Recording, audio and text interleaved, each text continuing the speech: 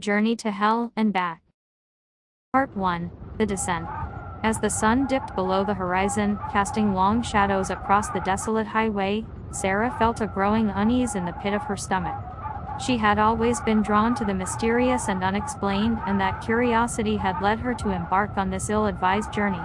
She was heading to the infamous Blackwood Forest, a place rumored to be a portal to the supernatural.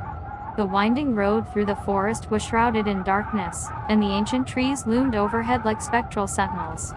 Sarah's headlights cut through the inky blackness, revealing fleeting glimpses of gnarled branches and eerie silhouettes. Her pulse quickened as she pressed on, a sense of foreboding closing in around her. As Sarah ventured deeper into the forest, strange occurrences became increasingly frequent. Unearthly whispers seemed to emanate from the trees, and the temperature dropped precipitously. Her heart raced as she spotted a ghostly figure standing in the middle of the road. Slamming on the brakes, she skidded to a halt just inches from the spectral form. The figure, a gaunt and pale man, raised his head to reveal hollow, lifeless eyes that seemed to pierce her soul. He whispered in a voice like a distant echo, "You should not have come here." With that, he vanished into thin air, leaving Sarah trembling in terror. Part 2. The Abyss. Determined to uncover the truth, Sarah continued her journey deeper into the heart of Blackwood Forest. She reached an ancient cemetery, its tombstones worn with age and adorned with strange symbols. Unfazed by the eerie surroundings, she pulled out a tattered journal she had found in a dusty bookstore. The journal belonged to a researcher who had ventured here years ago, and it contained cryptic notes about a hidden gateway to another realm. Following the journal's clues, Sarah stumbled upon a hidden entrance, obscured by overgrown vines and ivy. She descended a narrow, winding staircase that seemed to stretch infinitely downward. The air grew colder, and the walls bore unsettling etchings of grotesque creatures and despairing souls. After what felt like an eternity, Sarah emerged into a cavern shrouded in darkness. The only source of light came from a mysterious, flickering flame that danced atop an ancient altar.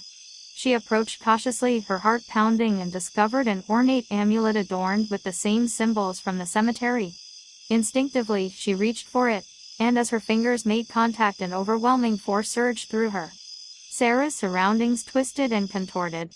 She found herself in a nightmarish landscape, a realm that defied all reason. The sky was a swirling maelstrom of crimson and ebony, and grotesque creatures with glowing eyes roamed the desolate plains. She had unwittingly crossed into another world, and there was no turning back. Part 3. The Escape. Sarah's every step in this nightmarish realm felt like a plunge deeper into an abyss. Her only hope lay in deciphering the journal's remaining clues to find her way home. As she trudged through the surreal landscape, she encountered tormented souls who whispered tales of their own ill-fated journeys. Desperation pushed Sarah onward, and she finally discovered an ancient temple, its architecture foreign and foreboding. The temple's entrance bore a striking resemblance to the gateway she had entered through. She knew this was her chance to escape this twisted dimension. Inside the temple, Sarah confronted a monstrous guardian, a grotesque creature of nightmares. With all her willpower, she held up the amulet she had taken from the altar. The guardian hissed and recoiled, allowing her to pass. Beyond it, she found a chamber with a mirror, its surface rippling with an otherworldly energy. With trembling hands, she touched the mirror, and it pulsed with power. Sarah closed her eyes and willed herself back to the forest she had entered from. When she opened her eyes, she stood once more in the depths of Blackwood Forest, the gateway behind her gone. Relief washed over her as she realized she had made it back to her own world. The forest, though still eerie, felt strangely welcoming compared to the hellish dimension she had just escaped. She knew she had to destroy the amulet, sealing the portal forever. Back in the safety of her car, Sarah shattered the amulet against a rock, the pieces disappearing into ash. With her heart heavy and her mind haunted by the horror she had witnessed, she drove away from Blackwood Forest, forever changed by her journey to hell and back.